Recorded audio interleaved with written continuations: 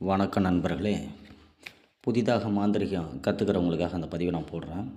இந்த பதிவில் நம்ம பார்க்க இருப்பது அஷ்டகர்மத்திற்கு மிக முக்கியமான விஷயங்கள் தான் நம்ம பார்க்க போகிறோம். அஷ்டகர்மம் அப்படின்னு சொல்கிறாங்க. ஆனால் அஷ்டகர்மம் செய்யணுன்னா அதுக்கு என்னென்ன விஷயங்கள்லாம் நமக்கு தெரிஞ்சிருக்கணும், அதை பற்றி தான் இப்போ நம்ம பார்க்க போகிறோம். அஷ்டகர்மத்திற்கான வாரம், ஒரு அஷ்டகர்ம வேலை செய்கிறீங்கன்னா இந்த நாளில் செஞ்சால் அது பலிதமாகும் அப்படின்னு தெரியணும். அதுக்கான அஷ்டகர்மத்துக்கான வாரம், அஷ்டகர்மத்திற்கான திசை, அஷ்டகர்மத்திற்கான உயிரெழுத்து, அடுத்து இஸ்ரீ லேபனம். அதாவது இன்றைக்கி பல குடும்பங்கள் பிரிஞ்சு போயிட்டுருக்கு. அந்த குடும்பம் ஒன்று சேரணுன்னாக்க கணவன் மனைவி வசியத்துக்கான லேபனம், அதாவது புணர்ச்சியின் மூலமாக, அதாவது உடல் புணர்ச்சியின் மூலமாக அவங்க ஒருவர் வந்து பிணைஞ்சு இருக்கணும், பிரியாமல் இருக்கணும். அதுக்கான லேபனமும் சர்வ ஏடனை, அதாவது தகாத உறவுகளை பிரிக்கிறது. உங்கள்கிட்ட தகாத முறையில் பலவிதமான பிரச்சனைகளை யார் உண்டு பண்ணுறாங்களோ அவங்களுக்குள்ள பிரச்சனை ஏற்படுத்தி விட்றது, அதுக்கு பிறகு தான் ஏடனை அப்படிங்கிறது. அதை பற்றி தான் நம்ம பார்க்க போகிறோம். இந்த மூன்றுமே மிக அற்புதமான விஷயம். முதல்ல அஷ்டகர்மத்திற்கான வாரத்தை முதல்ல நம்ம பார்ப்போம். ஞாயிற்றுக்கிழமை அன்னைக்கு வசிய வேலை பண்ணலாம் நீங்கள். திங்கக்கிழமை மோகனம், செவ்வாய்க்கிழமை ஏடனை அல்லது பேதனம். அந்த ஏடனைன்னு சொன்னோம் பார்த்தீங்களா, அது பேதனம் பண்ணுறதும் பேதனமும் ஏடனையும் ஒன்று தான். புதன்கிழமை அன்னைக்கு தம்பன வேலைகளை நீங்கள் பண்ணால் ரொம்ப சிறப்பாக இருக்கும். வியாழக்கிழமை உச்சாடனம். வியாழக்கிழமை அன்னைக்கு உச்சாடனம் பண்ணிங்கன்னா, குருவாரில் பண்ணிங்கன்னா அற்புதமாக வேலை செய்யும். வெள்ளிக்கிழமை அன்றைக்கி ஆக்ரோஷனம், எந்த சக்தியை வரவழைக்கிறதாக இருந்தாலும் வெள்ளிக்கிழமை அன்றைக்கி பண்ணிங்கன்னா ரொம்ப சிறப்பாக இருக்கும். சனிக்கிழமை அன்றைக்கி மாறான வேலைகளை பண்ணுங்கள். இந்த அஷ்டகர்மத்திற்கான வாரம் இது தான். இந்த கிழமையில் பண்ணால் தான் 100% பலிதமாகும். இதில் எந்த விதமான மாற்று கருத்தும் கிடையாது. நீங்கள் ஏதோ ஒரு நாளையில் வசிய வேலையோ மோகன வேலையோ ஏடன வேலையை செஞ்சுட்டு 100% பலிதமாகலைன்னா காரணம் இதான். இந்த கிழமையில் அதுக்கான நேரத்தில் நீங்கள் செஞ்சால் தான் அது பலிதமாகும். அடுத்தது அஷ்டகர்மத்திற்கான திசை. பல பேர் அஷ்டகர்ம வேலை செய்கிறாங்க, அவசரத்துக்கு ஏதோ ஒரு திசையில் அமர்ந்து செஞ்சுட்டு போயிடுறாங்க. அப்படி செஞ்சால் அது சீக்கிரம் பலிதமாகாது. 100% பலிதமாகிறதுக்கான வாய்ப்பு கிடையாது. கிழக்கு திசையில் அமர்ந்து செய்யும் போது மோகன வேலை, தெற்கு மாறானம், மேற்கு உச்சாடனம், வடக்கு பேதனம் அல்லது ஏடனை, தென்கிழக்கு தம்பனம், வாயு மூளை வந்துட்டு ஆக்ரோஷனம், எந்த பொருளையும் வரவழைக்கிறது. ஆக்ரோஷன வேலைகளை வாயு மூலையில் பண்ணலாம். ஈசான்யம் சர்வமும், ஈசான மூலையில் உட்காந்து நீங்கள் சர்வ வேலையை நீங்கள் பண்ணலாம். இதுதான் அஷ்டகர்மத்திற்கான திசை. அடுத்தது அஷ்டகர்மத்திற்கான உயிரெழுத்து. வசியத்துக்கு அகாரத்தை நீங்கள் பயன்படுத்தணும். உச்சாடனத்துக்கு தகாரம், தம்பனத்துக்கு பகாரம், பேதனத்துக்கு உகாரம். இதுதான் அஷ்டகர்மத்தினுடைய வகாரம் அறிந்து செயல்படுதல்னு சொல்கிறது. இந்த வகாரத்தை அறிந்து நீங்கள் சக்கரத்தில் அட்சரத்தை அடைக்கும் போது தான் அதன் மூலமாக அஷ்டகர்ம வேலைகள் சிறப்பாக வேலை செய்யும். இதற்கு அஷ்டகர்ம சக்கரம் போட்டிருப்பாங்க பாருங்கள். அந்த சக்கரத்தை அடுத்த பதிவில் நான் கொடுக்குறேன், அதை பார்த்து நீங்கள் தெரிஞ்சுங்க. அப்போ தான் உங்களுடைய வேலைகள் ரொம்ப சிறப்பாக நடக்கும். அடுத்ததான் இஸ்திரி லேபனம். அதாவது ஆண் பெண் உடல் புணர்ச்சி இதில் தான் திருப்தி படாமல் தான் பல குடும்பங்கள் பிரிஞ்சு போகுது. அதுக்கு ஒரு மனைவி வந்துட்டு எப்போதும் வசப்பட்டுருக்கணும். அதுக்கான லேபன முறை தான் இப்போ நம்ம சொல்ல போகிறோம். லேபனம்னாக்கா புணரும்பொழுது ஆண் உறுப்பில் அல்லது பெண் உறுப்பில் தடவி புணர்றது, அதுதான் லேபனம்னு சொல்கிறது. பொன்னாவரை, விஷ்ணு கிரந்தி, வசம்பு, இதை எல்லாத்தையும் நல்லெண்ணெயில் நல்லா காய்ச்சி எடுத்து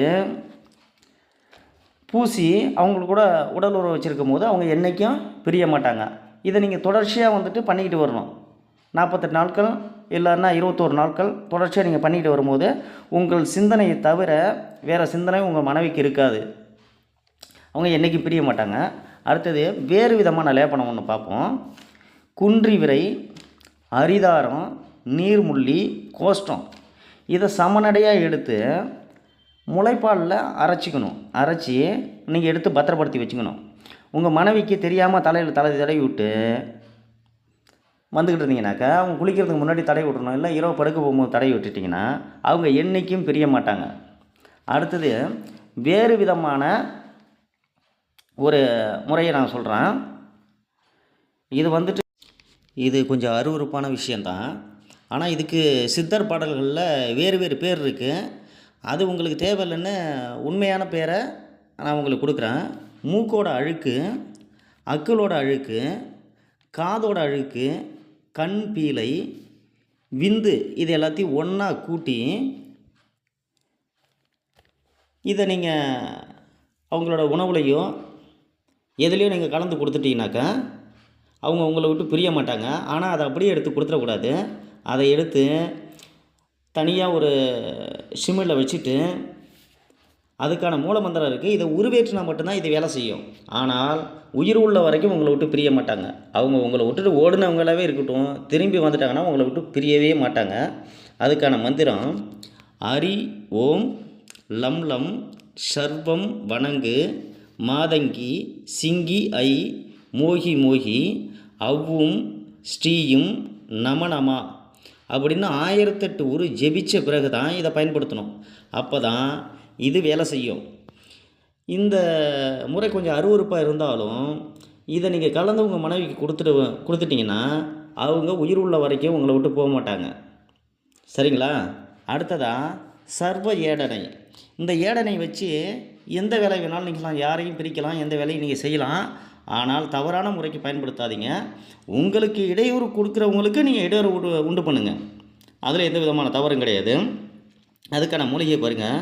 கொத்தான், அதாவது கொத்தான்கொடி, கொழிஞ்சி, பண்ணை, புன்னை, வெள்ளாமனுக்கு, கருங்கண்ணி, செம்போத்தோடை எச்சம், புறா இறகு, தாமரை நூல், நாயோட ஊன், ஜாதிலிங்கம், இதை எல்லாத்தையும் சமநடையாக எடுத்து அது கூட வாசனை திரவியங்கள் கலந்துங்க.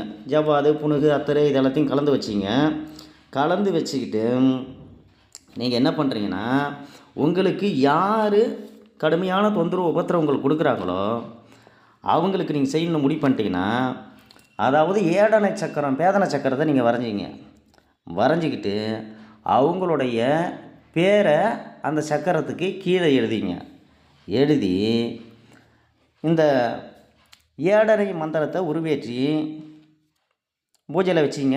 முறையாக பூஜை எப்படி செய்யணும், அவள் பொறிக்கடலை பாக்கு இதெல்லாம் வச்சு தேங்காய் பழம்லாம் வச்சு பூஜை பண்ணிங்க. பூஜை பண்ணிக்கிட்டு அந்த சக்கரத்தில் இந்த செஞ்சு வச்சுருக்குங்க பாருங்கள் மை, அதாவது கொத்தான்கொடி, கொழிஞ்சி, வண்ணை, புன்னை, வெள்ளாமனுக்கு, கருங்கண்ணி, செம்போத்தேச்சம், புறா இறகு, தாமரை நூல், நாய் ஊன், ஜாதிலிங்கம், இதை எல்லாத்தையும் ஒன்று சேர்த்து இவ கூட வாசனை திரவியத்தையும் சேர்த்து மையை அரைச்சி நீங்கள் வச்சுக்கிட்டு அந்த எந்திரத்தில் இந்த மையை எடுத்து பூசி ஏடன மந்திரத்தை 1008 உரு ஜெபிச்சு அதை அப்படியே எடுத்துகிட்டு போய் மாட தேவதனுடைய அடியிலையோ இல்லை துஷ்ட தெய்வத்தினுடைய உக்கிரமான தெய்வத்தினுடைய கால் பாகத்துலேயோ வச்சுட்டு சின்ன ஒரு பூஜை பண்ணிவிட்டு எலுமிச்சை பழத்தை பலி கொடுத்துட்டு நீங்கள் வந்துட்டீங்கன்னா அவங்க குடும்பத்தை சின்ன பின்னமாக்கிடும். உங்களுக்கு யார் என்ன விதமான உபத்திரம் பண்ணுறாங்களோ அதை விட 100 மடங்கு படுவாங்க. உங்கள் வழிக்கு அவங்க வரவே மாட்டாங்க. இதுதான் சர்வ ஏடனை. ஆனால் இதை உங்களுடைய திறமைக்கு தகுந்தப்போ நீங்கள் பயன்படுத்தலாம். அதாவது தகாத உறவுக்கும் பயன்படுத்தலாம், தகாத பிரச்சனைகள் உங்கள்கிட்ட வீண் வம்புக்கு வராங்கன்னா அதுக்கு நீங்கள் பயன்படுத்தலாம். எந்த பிரச்சனைக்கு எப்படி பயன்படுத்தணும்னா அது உங்களோட திறமையை பொறுத்தது. இது எல்லாமே சிறப்பான முறைகள், சிறப்பாக வேலை செய்யும், உங்களுக்கு பயனுள்ளதாக இருக்கும். இதை செஞ்சு பயன்பெறுங்க. நன்றி, வணக்கம். அடுத்தடுத்த காணொளியில் நம்ம சந்திப்போம்.